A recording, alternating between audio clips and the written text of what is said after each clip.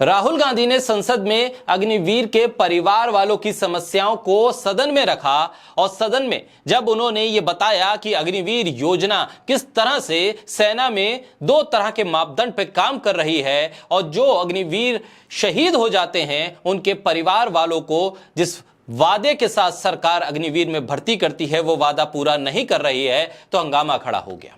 राहुल गांधी ने कहा कि सरकार कहती है कि हम 1 करोड़ देते हैं अग्निवीर के शहादत पर उनके परिवार वालों को, लेकिन हकीकत में वो पैसा मिल नहीं रहा। 1 करोड़ कहने वाली सरकार उस राशि में बीमे की राशि को भी जोड़ देती है। बीमा जो किसी कंपनी के तरफ से दिया जाता है उसको भी अपना पैसा बना लेती है। राहुल गांधी ने जब सीधे तौर पर सदन के पटल पर इस सवाल को रखा तब सरकार के भीतर एक हलचल सी मच गई।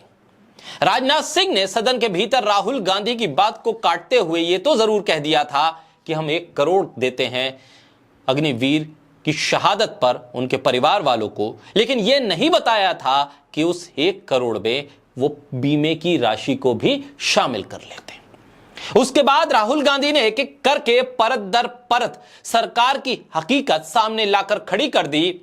शहीद के परिवार वालों के बयान वीडियो के जरिए जब सामने लाकर रखे तो सरकार भी हिलकर रह गई, हलचल सी मच गई और नतीजा यह हुआ कि राहुल गांधी के उस भाषण के बाद, सदन के भीतर उठाए गए उन सवालों के बाद मंत्रालय से लेकर अधिकारियों तक के फोन उन शहीद अग्निवीर के परिवार वालों तक पहुंचने लगे। फोन खनखनाने लगे। एक दिन में 2-2, 3-3 बार फोन आने लगे ये पूछने के लिए कितना पैसा आया, कितना रह गया है, ये पैसा कब आएगा और कैसे आएगा ये बताने के लिए।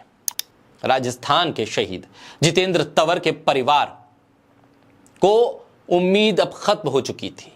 शहादत के 2 महीने के बाद जब राहुल गांधी ने यह भाषण दिया सदन के भीतर तब सरकार ने सुध ली। राजनाथ सिंह का मंत्रालय तब जागा।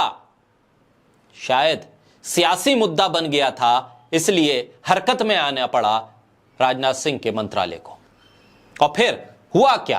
हुआ यह कि शहीद जितेंद्र तंवर के परिवार को 48 लाख रुपए बीमे की राशि पहुंच गई। एक दिन में कई बार फोन आने लगे मंत्रालय से अधिकारियों के। जिन शहीद परिवार वालों की सुध लेने को कोई तैयार नहीं था, उन शहीद के परिवार वालों को फोन आने लगे। यह असर हुआ राहुल गांधी के उस भाषण का, राहुल गांधी की तरफ से उठाए गए अग्निवीर के मुद्दे का। लीडर ऑफ अपोजिशन बनने के बाद राहुल गांधी के हिस्से में इसे एक जीत के तौर पर भी आप देख सकते हैं। एक लीडर ऑफ अपोजिशन की अहमियत क्या होती है और वो अगर संजीदगी के साथ जनहित के मुद्दे उठाए तो उसका नतीजा क्या होता है, वो आप इस पूरे घटनाक्रम से समझ सकते हैं। राहुल गांधी अगर सदन के भीतर इस मुद्दे को नहीं उठाते तो शायद जितेंद्र तंवर जैसे शहीद के परिवार वालों तक वो राशि नहीं पहुंच पाती। शायद और वक्त लगता, 6 महीने, साल भर और लग सकते थे, लेकिन राहुल गांधी का भाषण देना पूरे मंत्रालय को हिला गया और फिर परिवार तक, शहीद के परिवार तक वो सहायता की राशि का कुछ हिस्सा पहुंच गया। फोन करके अधिकारी बताने लगे ये कुछ हिस्सा आया है, आगे का हिस्सा जो बाकी है वो कुछ और वक्त के बाद आएगा। ये क्लियरिफिकेशन आने लगे। परिवार वालों तक जब फोन पहुंचे तो परिवार वाले कह रहे हैं कि अच्छा हुआ कि राहुल गांधी ने भाषण दिया, लेकिन अफसोस इस बात का है कि शहीद के परिवार वालों को दी जाने वाली मदद, उस सहायता राशि का मुद्दा जब सियासी बना तो सरकार जागी। ये मुद्दा सियासी नहीं बनता उससे पहले ही वक्त रहते सरकार जागकर उस रकम को दे देती तो शायद और बेहतर होता।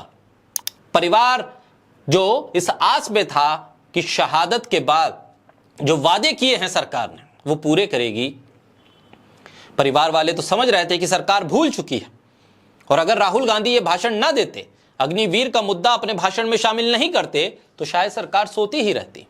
बहरहाल राहुल गांधी के उस भाषण की वजह से अग्निवीर के परिवार वालों, शहीद अग्निवीर के परिवार वालों के घरों पर अब फोन भी खनखना रहे हैं, उनके अकाउंट्स में पैसे भी आ रहे हैं। बाकी बची हुई रकम कब आएगी ये भी अधिकारी बता रहे हैं। इसे एक पॉजिटिव राजनीति का आईना कह सकते हैं।